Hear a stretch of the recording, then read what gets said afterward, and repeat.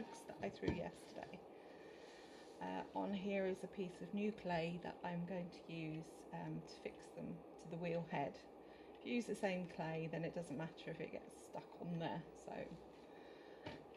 otherwise you can end up with some different clay and you can't get it off and it doesn't look nice. Okay, so let's just release these off the board. They're drying really quickly at the moment. I don't think they're too dry. I'll find out really when I start trimming, but hopefully it'll be okay. So I'm just going to dampen the wheel head, and then what I need to do is try and centre this. So luckily I trimmed the bottom nice and round, which gives me a good starting point. This wheel is a bit trickier to centre on because it goes so fast. It's sort of, maybe if I oil it I can slow it down. I tend to have to hold the wheel. Unfortunately, again, I am not a master potter. I can't do the tapping method. If I start tapping, it flies off, which is, yeah, it's not funny. So I keep my finger in the same place and just feel if it's centered. That's good. So what I'm now going to do is get some lumps of clay. And I hold this down so it doesn't move while I just fix. You can't really see. I'll try and do it this side so you can see. And what I'm doing is I'm actually pushing the clay onto the wheel head, not into the pot, because otherwise you'll dent the pot. This isn't my usual wheel, it's a new one, and I'm much more used to my other wheel. I like my other wheel. I think that's an Alsager. It's quite an old one. You'll get to see it. Anyway, hopefully that's stuck in position. If not, I start getting annoyed, because when I first started, one of the worst things I hated was trimming, because I just could not get the pot to stay on there once I start working on it, and I got very frustrated. Okay, so this tool obviously is a scraper really. It's not really used for pottery. It's starting to lift up. It's a bit tricky because I've got the underlip. So trying to fix it into place can be a little bit more tricky. Okay, let's go again. So what I want to do on the bottom here is just level it out.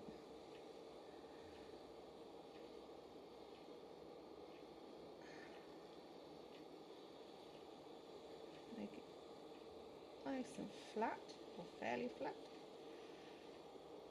Hopefully with maybe a little dip in the middle, so it doesn't sit completely flat on the table. I'm then going to just trim around the sides, because this is a bit bulky on the sides. I'll hold my finger on the top and hopefully that'll help keep it in place.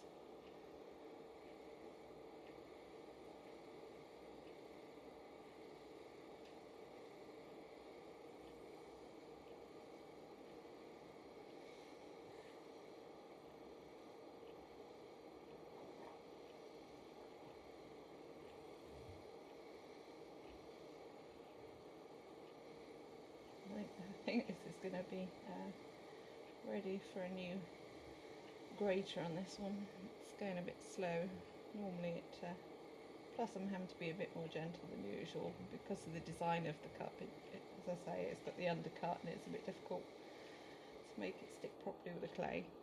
Okay, and then I'm just going to trim a nice little edge to my pot. I think this lifts up the cup, gives it a nice presentation. It's also a good place for the clay, for the glaze to stop.